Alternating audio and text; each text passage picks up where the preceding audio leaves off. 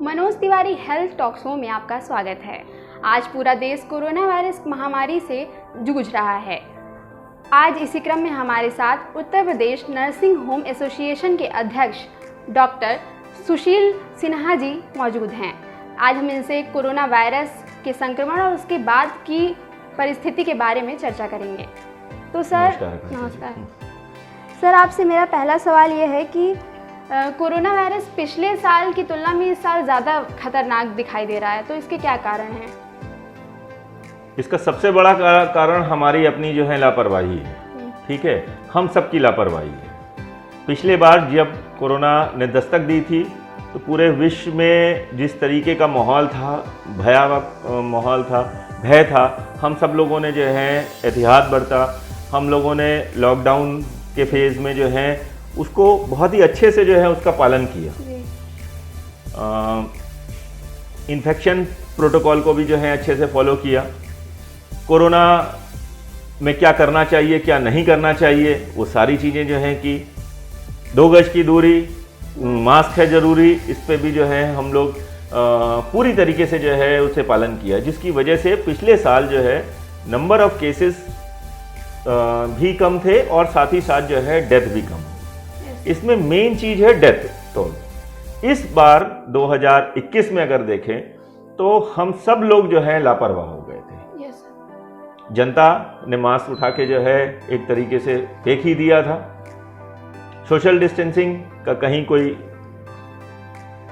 पालन नहीं हो रहा था और उसी बीच ये कोरोना वायरस ने हमें जो दोबारा जो दस्तक दी वो बहुत ही भयावह रूप में दी और जिसका परिणाम हम सब लोगों को। सर, मेरा आपसे अगला सवाल ये है कि क्या घर पर रहकर ही हम इस कोरोना वायरस से इलाज आसानी से कर सकते हैं या हमें थोड़े संक्रमण में ही हॉस्पिटल जाने की आवश्यकता होती है? देखिए, शुरुआती दौर में जब आप संक्रमित होते हैं तो उस समय जो ओरल दवाएं हैं उनसे जो है घर पे रह के भी, आइसोलेशन में रह के भी ये ठीक हो सकता है। लेकिन कुछ लोगों को जो कोमॉर्बिड कंडीशन है, जिन्हें डायबिटीज़ है, हाइपरटेंशन है या कुछ और बीमारियां हैं, उन केसेस में जो है अस्पताल में जाना, चिकित्सक सेवा लेना ज़रूरी होता है। इस बार का जो स्ट्रेन जो जिस तरीके से देखा गया, बहुत ही जल्दी और बहुत ही भयावह रूप में था। मतलब आक्रमण की उसकी जो है क्षमता बहुत बड़ी हुई थी और 2 ही 3 दिन में जो है मतलब डेथ भी हो जा रही थी। तो इस तरीके के जो भी पेशेंट जिनको जो है सांस लेने में बहुत प्रॉब्लम हो रही है या फिर कोरोना के बाकी के सिम्टम्स मिल रहे हैं और जो घर पे नहीं ठीक हो पा रहे हैं, उनको जो है तत्काल ही जो है अस्पताल में जाना ज़रूरी है। और आपके चैनल के माध्यम से मैं जनता से ये अपील करूँगा कि अगर आप कोरोना से संक्रमित हो जा रहे हैं तो आप भयभीत मत होइए, आप अपने निकट के जो है डॉक्टर को संपर्क कीजिए। अब तो सारे डॉक्टर्स भी अवेलेबल हैं, पीएचसी, सीएचसी, हर लेवल पे जो है डॉक्टर्स अवेलेबल हैं, तो आप उनसे संपर्क कीजिए। वो आपको जो है सही गाइडेंस देंगे और जैसा वो कहें उस हिसाब से काम करें। अगर होम आइसोलेशन की ज़रूरत है तो आप होम आइसोलेशन में रहें। अगर उन्होंने एडवाइस किया कि नहीं, आप जो है होम आइसोलेशन के लिए नहीं फिट है, आपको हॉस्पिटल में भर्ती होना चाहिए, तो फिर आप उनकी बात मानें और हॉस्पिटल में। सर, अभी तो दूसरा स्ट्रेन है, लेकिन इसके साथ ही हमें यह भी खबरें सुनाई दे रही हैं कि तीसरी लहर आने की भी आशंका है। तो आप इसे किस तरह से देखते हैं या फिर तीसरी लहर में एक बहुत अहम बात जो हम लोग के चिकित्सक होने के नाते हम लोगों को डर है और वो है बच्चों से संबंधित। अभी अगर आप देखें तो जो है बच्चों को वैक्सीनेशन भी नहीं हुआ है। वैक्सीनेशन वैसे भी हमारे देश में बहुत कम हो पाया है। हम जनता से भी ये अपील करेंगे कि जो है जैसे ही आपका नंबर आए या आपका रजिस्ट्रेशन आपने कराया और आपको कॉल आती है तो आप अपने आप को वैक्सीनेट करा लीजिए। वैक्सीनेशन कराने का जो सबसे फ़ायदा है, जो सबसे अहम फ़ायदा है, वो ये है कि अगर मान लीजिए वैक्सीनेशन होने के बाद भी अगर आप संक्रमित होते हैं तो संक्रमण की जो सीवियरिटी है वो कम होगी। ठीक है, आपको उतना सीरियस बीमारी नहीं होगी। दूसरी चीज़ ये है कि अगर ज़्यादा से ज़्यादा लोग, लगभग 70% लोग अगर जो है वैक्सीनेट हो जाते हैं अपने हिंदुस्तान में, तो हर्ड इम्यूनिटी हम लोग डेवलप कर लेंगे तो बाकी की जो 30% जो है जनता है वो ऑटोमेटिकली जो है उससे जो है बच जाएगी। सर अगर बच्चों की बात करें तो हम वैक्सीनेशन तो अभी उन्हें नहीं दिया जा सका है, तो तीसरी लहर के पहले हम और क्या उपाय कर सकते हैं जिनसे हम इस लहर से बच सकते हैं थोड़ा बहुत? हमें सबसे पहली चीज़ तो कोरोना के जो एहतियात हैं उनको जो है पूरी ईमानदारी और शिद्दत से जो है फॉलो करना पड़ेगा। मास्क और 2 गज की दूरी, ये और अनायास जो है अपने बच्चों को आप सोशल गैदरिंग में या फिर जो है घर से बाहर ना भेजें। अभी 3rd लेयर में बच्चों के ऊपर सबसे ज़्यादा हम लोगों को आशंका है कि जो है उनके ऊपर जो है ये अटैक हो सकता है। तो उसकी तैयारी भी गवर्नमेंट भी अपने लेवल पे कर रही है और हम निजी चिकित्सक लोग भी अपने लेवल पे जो है इसकी तैयारी कर रहे हैं कि कैसे जो है हम अपने यहाँ ICU, NICU और PICU डेवलप करें, ताकि अगर इस तरीके की चीज़ें होती हैं जैसा कि जो है अभी ये 2nd वेव में हम लोगों ने देखा, तो उस तरीके की उतनी भयावह कंडीशन ना हो। दूसरी जो प्रिवेंशन वाली चीज़ है वो ये है कि आप लोगों को अपने बच्चों को संभाल के रखना पड़ेगा। बाहर का खान पान जो है ना दें, घर का स्वच्छ और स्वस्थ खाना ही दें उनको।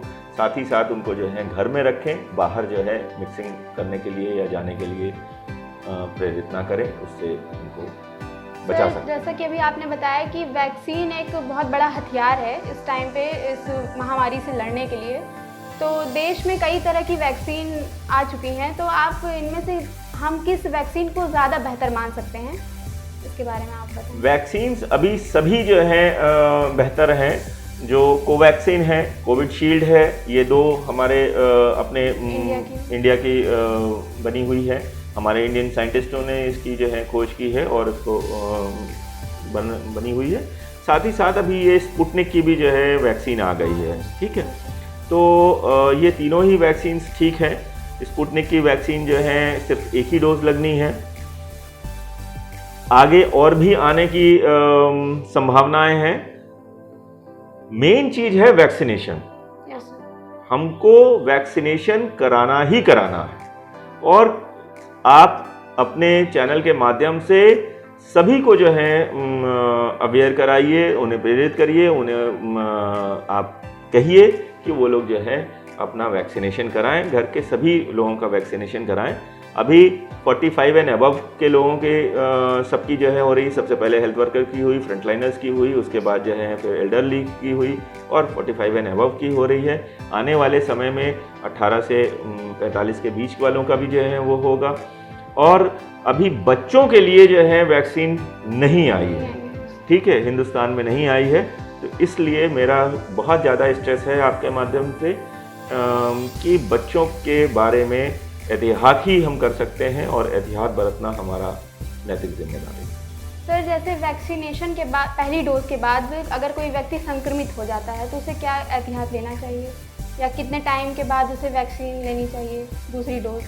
अगर फर्स्ट डोज के बाद जो है वो संक्रमित हो जाता है तो सबसे पहले तो जो है उसे कोविड की जो है इलाज जो है कराना चाहिए और इलाज कंप्लीट हो जाने के एटलीस्ट 4 वीक्स यानी कि 1 महीने बाद जो है सेकेंड डोज जो है वो लगा।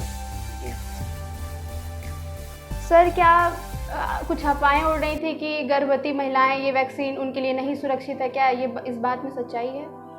नहीं, ऐसी कोई बात नहीं है, ये सभी के लिए जो है सेफ है। सर वैक्सीन को लेकर लोगों में यह डर है कि कहीं वैक्सीन लगवाने के बाद हमें ना कोरोना पकड़ ले, ऐसा मैंने आभास किया। आसपास के लोगों में ये अफवाह उड़ाई गई है कि कहीं हमें वैक्सीनेशन के बाद हमें कोरोना ना हो जाए या वैक्सीनेशन के बाद हमारी डेथ ना हो जाए। तो इन अफवाहों से बचने के लिए क्या लोगों को सुझाव? देखिए, फर्स्ट डोज ऑफ वैक्सीन लगने के बाद सेकेंड डोज जब तक नहीं लगती है तब तक एक वो जो पीरियड होता है उस पीरियड में हम लोगों को कोरोना हो सकता है, ठीक है, क्योंकि उतने पर्याप्त मात्रा में एंटीबॉडी शरीर में नहीं बन पाती है। सेकेंड डोज के बाद ही जो है उतना बन पाता है। लेकिन फिर भी अगर कोरोना की बीमारी होती भी है तो उसकी सीवियरिटी जो है कम हो जाती है, ये हमने आपको पहले भी बताया। और इस चीज़ को लोगों तक पहुंचाने की ज़रूरत है, क्योंकि लोगों के अंदर मन में जो है ये एक भय बैठा हुआ है कि हम कोरोना की वैक्सीन लगवाएंगे तो हो सकता है हमें कोरोना हो जाए। नहीं, ऐसा नहीं है। अगर होगा भी तो उसकी जो सीवियरिटी है, उसका मतलब जो असर है शरीर के ऊपर, वो कम होगा। और उसके लिए हम चिकित्सक बंधु जो हैं आपके सेवा के लिए जो हैं बैठे हुए हैं, और हम अपनी पूरी कोशिश करेंगे कि आपको कुछ ना हो। आपसे मेरा ये सवाल है कि इस महामारी के चलते नर्सिंग होम के, जैसा कि आप अध्यक्ष हैं, तो आपके ऊपर क्या अतिरिक्त जिम्मेदारियां आ गई इस महामारी के दौरान? इस महामारी में सबसे ज़्यादा अगर बात करें तो जो पब्लिक सिस्टम था, हेल्थ केयर सिस्टम, उसके साथ अगर कोई भी खड़ा हुआ है तो वो है प्राइवेट हेल्थ केयर सिस्टम। और ये दोनों सिस्टम अगर साथ साथ ना काम करता तो हिंदुस्तान में जो है कोरोना को ना पहली बार डिफीट कर पाते, और दोबारा वाले में तो कतई नहीं कर पाते। दोबारा वाले में जो अभी ये सेकेंड वेव आई, उसमें जो है प्राइवेट हॉस्पिटल्स का बहुत अहम रोल रहा है। और मैं अपने सभी चिकित्सक बंधुओं को हृदय की गहराइयों से जो है धन्यवाद देना चाहूँगा कि उन लोगों ने अपनी जान की परवाह ना करते हुए अपने अस्पताल में कोविड के पेशेंटों को जो है ट्रीट किया, देखा। और इसमें हमारे बहुत से अपने साथियों को जो है जान भी गंवानी पड़ी, लेकिन कोई भी हतोत्साहित नहीं हुआ। आज सब लोग जो हैं कार्य कर रहे हैं और देश की सेवा में जो हैं लगे हुए हैं। तो कोविड का जो इन्फेक्शन है या ये महामारी, इस महामारी में हेल्थ केयर वर्कर, चाहे वो गवर्नमेंट सेक्टर से हो चाहे वो प्राइवेट सेक्टर से हो, ये उसकी नैतिक जिम्मेदारी भी बनती है। जिस प्रकार से अगर बॉर्डर पे युद्ध हो रहा है तो युद्ध में जो है सबसे पहले जवान ही जाता है, ठीक है। हमारी एयरफोर्स, हमारी थल सेना और हमारा नेवी, ये तीनों ही जो है युद्ध करता है। हम और आप तो वहाँ पे जाते नहीं हैं। उसी प्रकार से इस समय इस महामारी में जो मेन लड़ाई है वो डॉक्टर्स और उनके साथ उनके पैरामेडिकल स्टाफ और क्लास 4 एम्प्लॉई, ये सब लोग जो हैं लड़ रहे हैं। और साथ ही साथ हमारे जो हैं फ्रंट लाइनर्स, यानी कि जो हमारी पुलिस है, पुलिसकर्मी हैं, वो हमारे साथ जो हैं पहले से लेके अभी तक और आगे भी जो हैं वो लड़ेंगे। आप लोग इतनी मेहनत कर रहे हैं, आप लोग भी एज फ्रंट लाइनर्स जो हैं काम कर रहे हैं, जनता तक सही बात और सही चीज़ पहुंचाने का कार्य कर रहे हैं। आपको भी जो है साधुवाद। और मैं चाहूँगा कि इसी प्रकार से हम सब लोग अपनी जिम्मेदारी जो है पूरी ईमानदारी और शिद्दत से जो है निभाते रहें, ताकि कोरोना हम लोगों के ऊपर हावी ना हो सके और कोरोना से हमारी जो है जीत हो सके। हिंदुस्तान जीते, कोरोना हारे। जय हिंद, जय भारत। बहुत बहुत धन्यवाद सर आपका हमारे साथ इतनी महत्वपूर्ण बात करने के लिए। Manoj Tiwari health talk show में हम आपके लिए फिर लाते रहेंगे महत्वपूर्ण जानकारियों से भरे मुद्दों पर।